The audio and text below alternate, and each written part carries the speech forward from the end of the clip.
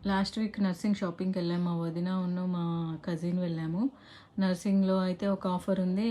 10% offer on unstitched suits and kurtis మీద అయితే 10% offer ఉంది. వీళ్ళెప్పుడు ఆఫర్ ఇయర్లీ వన్సే పెడతారు కదా! యాక్చువల్లీ లోపలికెళ్ళేసరికి షాక్ అసలు.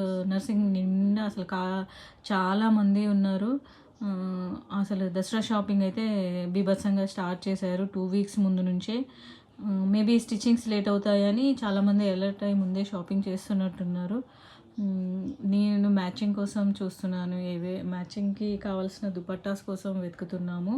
యాక్చువల్‌గా ప్రతిసారి నర్సింగ్ వెళ్ళినప్పుడు నేనేం తీసుకోవాలా? ఇదా? అదా?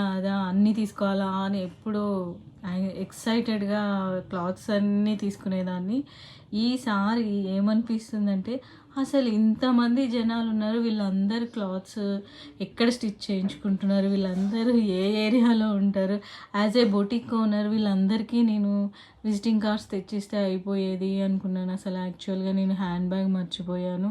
అందులో అన్ని విజిటింగ్ కార్డ్స్ ఉండేవి. వీళ్ళందరికీ నా బొటిక్ విజిటింగ్ కార్డ్స్ ఇస్తే అయిపోయేది అని అదే రన్ అవుతుంది. క్లాత్స్ తీసుకోవడం మీద కాన్సంట్రేషనే పోయింది. బొటిక్ పెట్టిన దగ్గర నుంచి how to grow my business అన్న ఆలోచనే ఉంటుంది కానీ ఈ షాపింగ్లు ఇవన్నీ అయితే ఇంకా నా వల్ల అవ్వట్లేదు. బొటిక్ పెట్టిన దగ్గర నుంచి అసలు ప్రతి క్లాత్ చూస్తుంటే దీంతో ఇలా స్టిచ్ చేయొచ్చు, దాంతో ఆ డిజైన్ స్టిచ్ చేద్దామా, దీంతో ఈ డిజైన్ స్టిచ్ చేద్దామా, ఇది డిస్ప్లే పెడదామా, అది డిస్ప్లే పెడదామా అని వెరైటీ ఆఫ్ క్లాత్స్ అయితే చూసాము.